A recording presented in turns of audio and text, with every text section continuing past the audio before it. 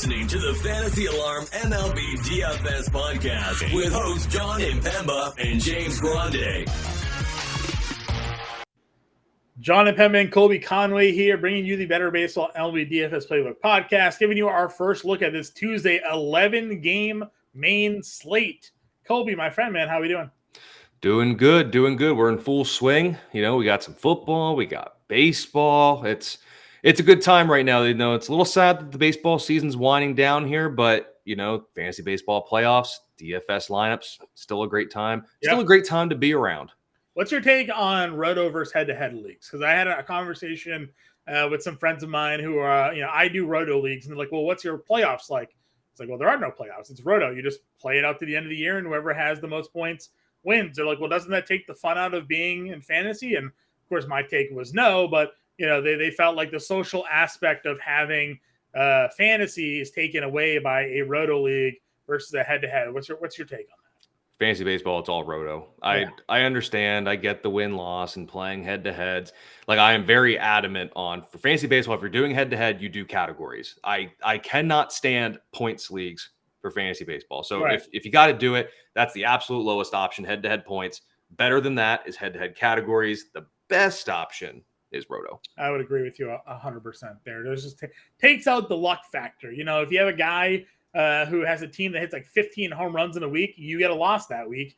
Nothing you can do about it. You ran into, just the randomness of the baseball season. At least in a roto league, you can have that week yourself and gain ground and not have to deal with the losing record already. So I feel that way. I also feel that way about points leagues for football, fantasy football. Like, I am just anti head-to-head. I don't want to be the guy that the second most points in the week and then lose my head-to-head matchup, right? Because I face the top scoring team. I'd rather just be second place in points and not 0-1. So side tangent aside, because we do have an 11-game MLB DFS slate to talk about here. Before we get into that, go to rtsports.com/alarm. Use promo code alarm23. New users would get a 100% deposit match up to $200 when they make that first deposit. You can take part in their DFS pick'em contest going on right now. Still for the baseball, still for the NFL. You pick it, you choose it. But you can use that 100% deposit match however you like over at RT Sports. So again, go check it out, rtsports.com/alarm.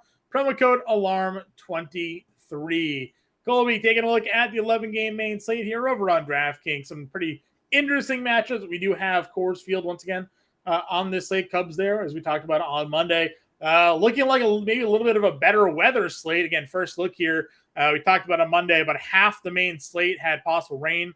Looks like the rain might be moving its way out for the Tuesday slate, so that's at least a positive. Yeah, I mean, we'll take what we can get, and then it's one of those things where then you look at this price or this slate, and it's like, why can't Freddie Peralta be just a couple $100 cheaper? That 11.8 is immense for him, and he's been so darn good of late. I know his last start wasn't quite up to snuff of what he's been of late, but still a good offense to go at. I'm not out on him at 11.8. I'm not as fond as I could be if he was closer to 11 versus 12. I would agree. This is a big, big number here for a guy that, hasn't gone out of the sixth inning in 5 of his last 7 starts, 6 of his last 8 starts. You're just banking on the elite strikeout numbers because he's not paying off 11.8 if he's not getting you 9, 10, 11 Ks here. You have Scherzer against Toronto. Verlander versus Oakland is going to be your chalk. Everybody targets Oakland all the time. Verlander also at 10.7. You're getting the discount on him. So for me, when it's looking at this top grouping, that's where I'm just looking to plug and play. Yep. I don't mind Verlander at all. I like him going up against Oakland as everyone is. And at 10-7, it's one of those things for your cash games. Everyone's going to play him. You're all basically starting with, I can't do the math that fast, but whatever 50,000 minus 10-7 is, you're all starting with the same budget because he's going to be so highly owned in cash 33. games. There you go. That might be wrong. Quick math there too. 10-7. 49.3. 49.3. Oh, 39.3. 39.3. I knew there was 2 3s in the number. I just forgot to carry the 1. It's okay. We're not math majors here. Verlander 10-7 is where I'm going. Mid-tier range here. Thoughts on this grouping? Again, Brian Wu, we talked about his last start. The lefties were going to be a problem for him, and the lefties did the damage against him against Cincinnati. Now you're looking at this LA lineup. Have a couple of lefties, but not the big lefty with Ohtani. Obviously, in that lineup anymore. They're losing Rengifo, the switch hitter. Not going to be in that lineup here. Would you be in on Wu? Do you like maybe Cabrera here against Milwaukee. Like, where are you in the mid tier? I'm more Cabrera than Wu. I just don't like, where have the strikeouts gone? Like, he came up, it was missing bats left and right, and now he's got 14 strikeouts over his last 26 innings. Like, I just don't know where they've gone. Then that pitch count too is a little worrisome. Even that good start he had against Oakland, they plucked him at just under 70 pitches. Sure. I don't know. I'm more Cabrera. I think there's strikeout upside. I don't love his chances for a win because I do think Freddie Peralta is going to stymie his offense. But I mean, in that little, he had 8 Ks against the Dodgers there, and he came in. Yeah. His upside is pretty high, and I think at 8,100, I am interested in him, and I think he'd make for a nice pairing with Verlander. I think. They use him as some bulk relievers of late, but now they're going to let him go back and be the starter. So I do like that. Pivetta is kind of interesting here again. He's been very serviceable at times this season. Now they use him a lot as the bulk reliever. He had a lot of success.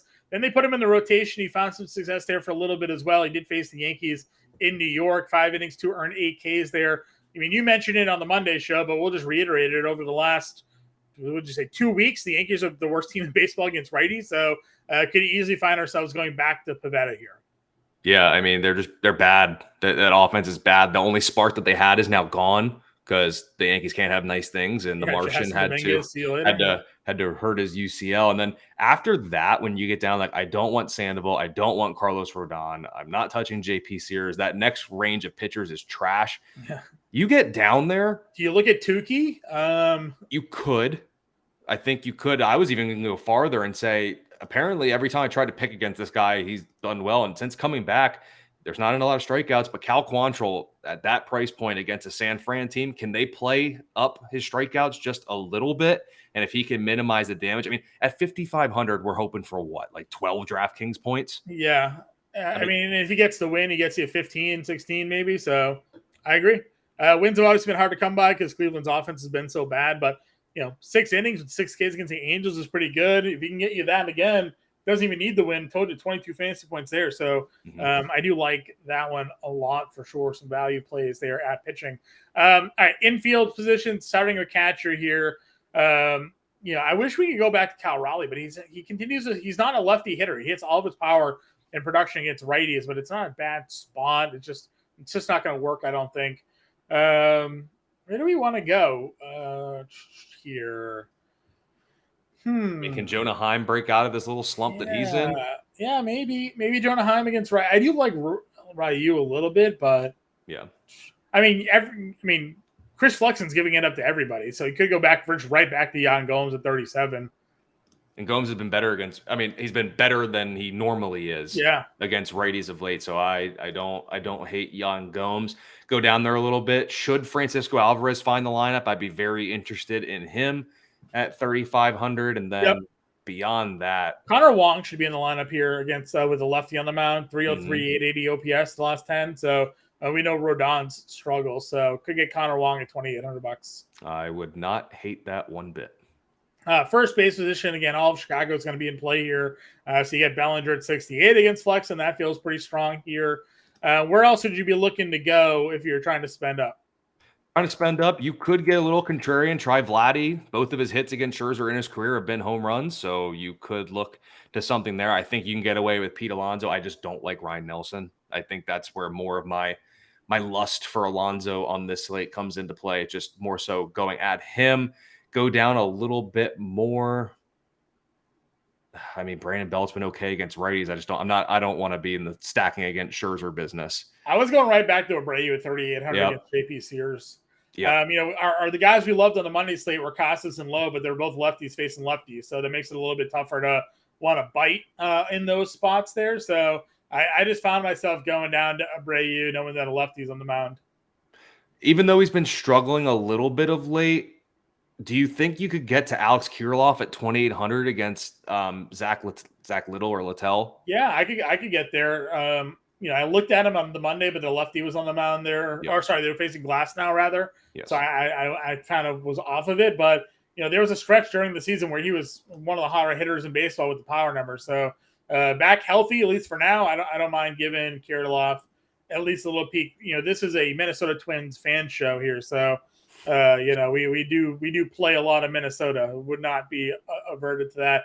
Garrett Cooper against Lance Lynn. I know Lynn does better against righties and lefties, but we know he gives up the power as well, so could throw him in a lineup. Yep, I agree. Let's see. Would you go Vogelbach 27? I was looking at that. Yeah, I mean, against a righty, can't hurt. I'm assuming he'll be in the lineup, but then again, with the Mets, I honestly can say you never really know. It's true. Let's see. Second base position here. We have Mookie. We have Altuve. Again, I felt on the Monday slate, Altuve was where I wanted to go over bets. Probably say that again with JP Sears on the mound. I'd lean in that direction. We also liked a lot of value at the second base position on Tuesday. Do you find anything sticking out to you a little bit differently here on this slate? I really like Jose Altuve against a lefty. I really, really like that. So Altuve is probably my preferred top play. Go down a little bit. I know the numbers for Wu. You want to get the lefties against him, but I think you could look at Brandon Drury. I just don't know how much help he's going to have in the lineup. I'm okay with literally any Padre against Lance Lynn. Sure. So Ha-Seong Kim, I certainly don't mind there, and Ketel Marte is pretty good option there up at the top. If you go down a little bit more, and Mauricio's there again at 33. Right? I mean, geez, I don't know what else you can say about him anymore. He's our free square. They just keep giving us this free square at this fair price point, and all he does is produce. So, and the eligibility helps depending on how you want to build. So if you're dead set on Altuve, you can just move Mauricio over to short. Yeah. Elvis Andrus is hitting the ball pretty well again. 333, 8043 the last 10 for him, and you get Jordan Lyles. So if you want to pick on Lyles, then you could go Andrus there at $3,100. At third base, you got a bunch of guys against lefties here. So you have a Ramirez against Minaya. Minaya probably ends up being the long reliever. They'll give us an opener for this one. We don't have it listed yet. Alex Bregman against Sears feels like a lock play. Now, James and I talk about this a lot. Rafael Devers against a lefty. People won't play Devers because it's a lefty on lefty, but he's another guy that hits lefties. So you could get a low roster Devers here against Rodon at 55. I think could be pretty interesting. And then Morel, as we talked about all season long, his better splits against righties, and Flexen's just giving up a 400 WOBA to everybody. So Morel at 52 could be another good course play.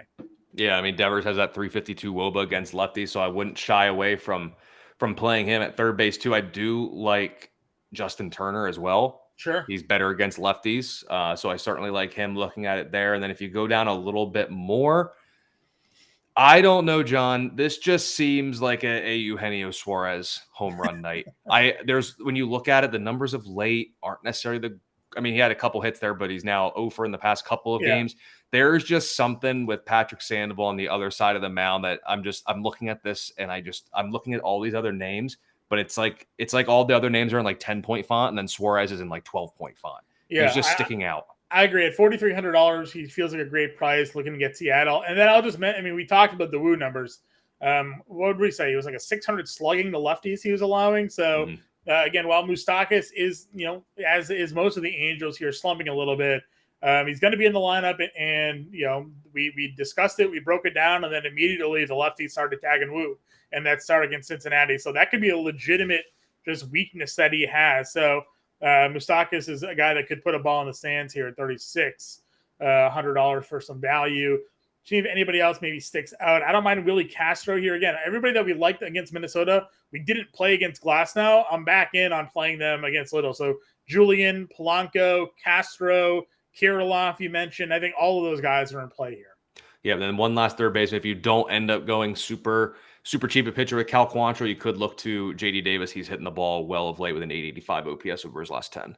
Sure. Over at the shortstop position, we have Seager and Witt at your top. I'll go right back to Dansby Swanson at 55. No fear for me there. How about for you? Oh, not at all. I like a lot of these top options at shortstop. And then if you keep looking as well, like the more I look at it, like I almost I know his BVP numbers aren't good, but I want to be in on Bogarts if I'm going to stack San Diego. Sure. The numbers aren't great against him, but if you look at the last 10 games, I mean, you're hard-pressed to find a hotter hitter than Bogarts, of late. So I think you could look to Xander Bogaerts at 4,700 against him.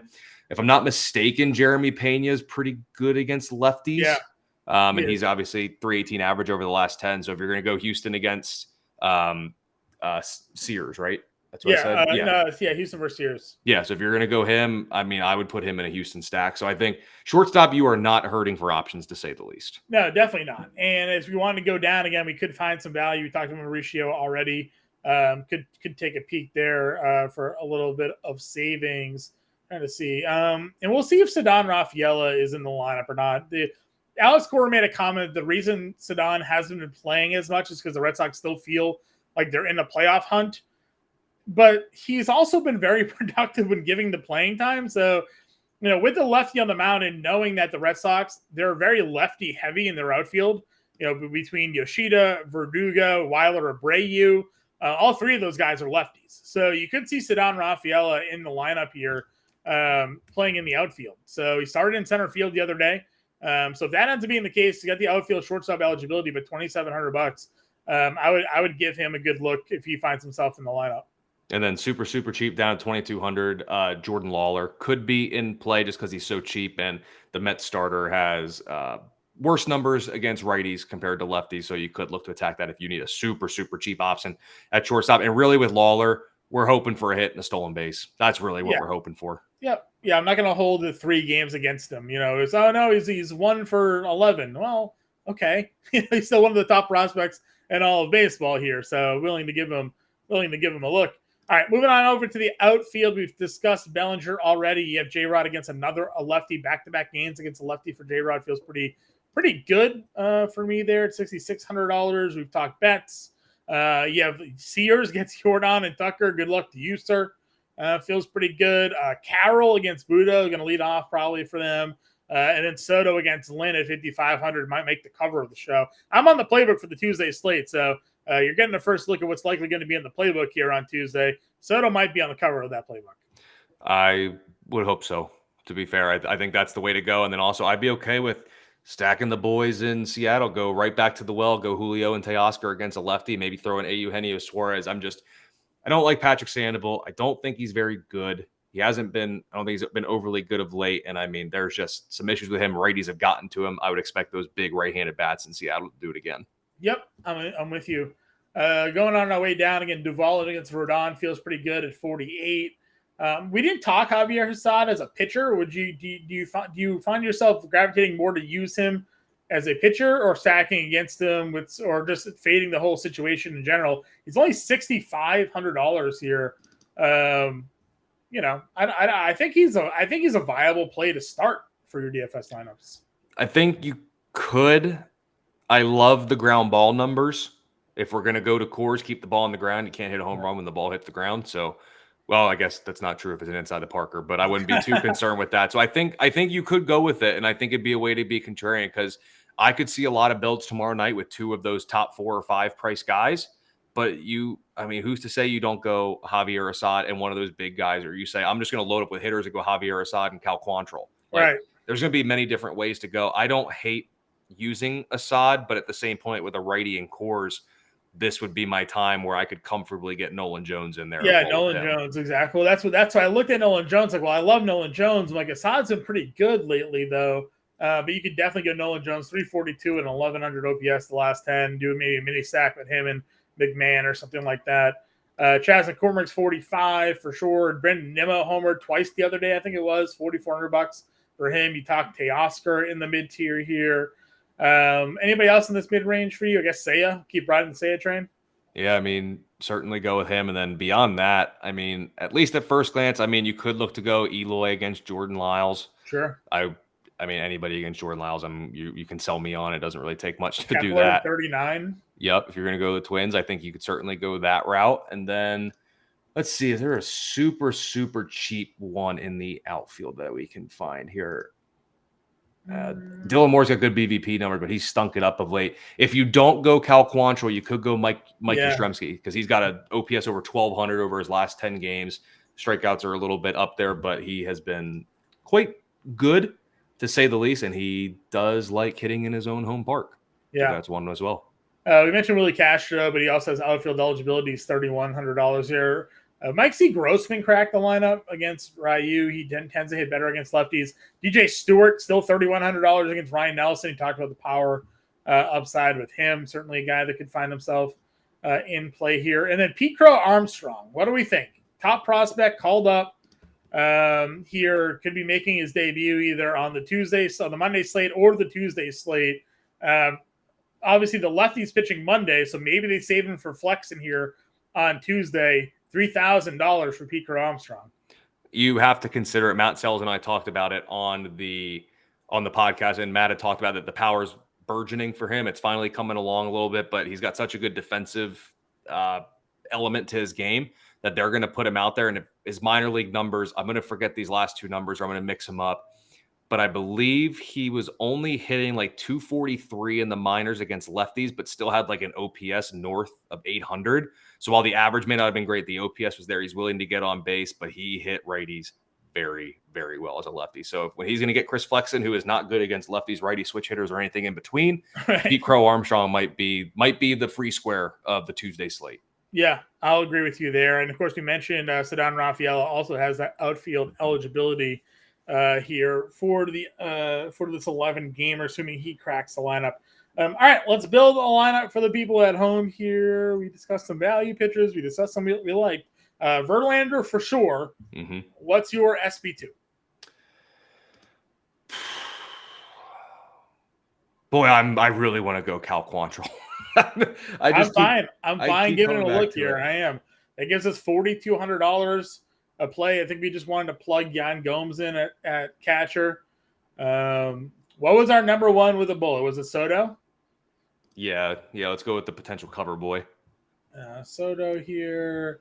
I feel like we do need to go Pete Crow Armstrong. He has to play against Flexen. That just feels like it's got to happen. Well, I'm gonna do some foreshadowings. I believe I'm on the live stream, and that's gonna be my home run call.